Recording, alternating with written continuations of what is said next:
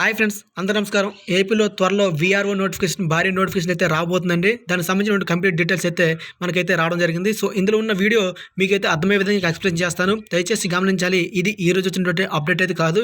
So చాలామంది అభ్యర్థులు VRO notification సంబంధించిన కంప్లీట్ డీటెయిల్స్ ఉంటే చెప్పండి అని చాలామంది కామెంట్ చేశారు. అందుకనే నేనైతే అప్డేట్ని అయితే మీకు గ్యాదర్ చేసి వీడియో చేయడం జరుగుతుంది. సో ప్రతి ఒక్క అభ్యర్థి గమనించాలి.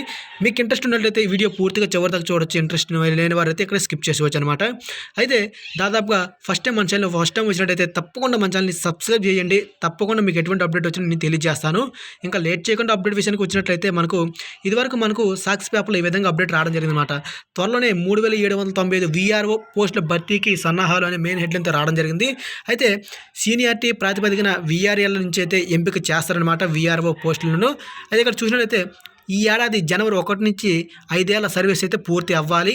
ఇంటర్మీడియట్ లేదా తత్సమాన కోర్సు ఉత్తీర్ణత సంపాదించి ఉండాలి. కలెక్టర్లకు రెవెన్యూ శాఖ అంతర్గత ఆదేశాలు మార్గదర్శకాలు విడుదల చేసిన ప్రభుత్వం. ఫ్రెండ్స్ చూస్తున్నారు కదా, మనకు జనవరి 1 నాటికి దాదాపుగా 5 సంవత్సరాల సర్వీస్ అని పూర్తి చేసి ఉన్న వారికి అయితే ఈ యొక్క అర్హత ఉంటుంది. ఇంటర్మీడియట్ లేదా తత్సమాన కోర్సు ఉత్తీర్ణత తప్పనిసరిగా ఉండాలన్నమాట. సో ప్రతి ఒక్క అభ్యర్థి గుర్తుపెట్టుకోవాలి.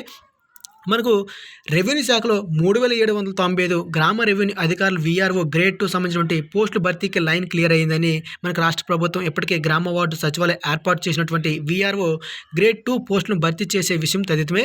ఇదే సమయంలో ఏళ్ళ నుంచి చాలామంది అభ్యర్థులు వీఆర్ఏ పనిచేస్తున్నటువంటి అర్హులకు ఒకే పర్యాయం వన్ టైం ప్రాతిపదికన ఈ యొక్క వీఆర్ఓ ఎంపిక చేయాలని వివిధ అసోసియేషన్ నుంచి విజ్ఞప్తి మేరకు గ్రామ వార్డు సచివాలయం ద్వారా అలాగే వీఆర్ఎల్ ద్వారా విజ్ఞప్తి కోరడంతో 3795 వీఆర్ఓ పోస్టులు అయితే ఇంటర్మీడియట్ ద్వారా తీయడం జరుగుతుందన్నమాట.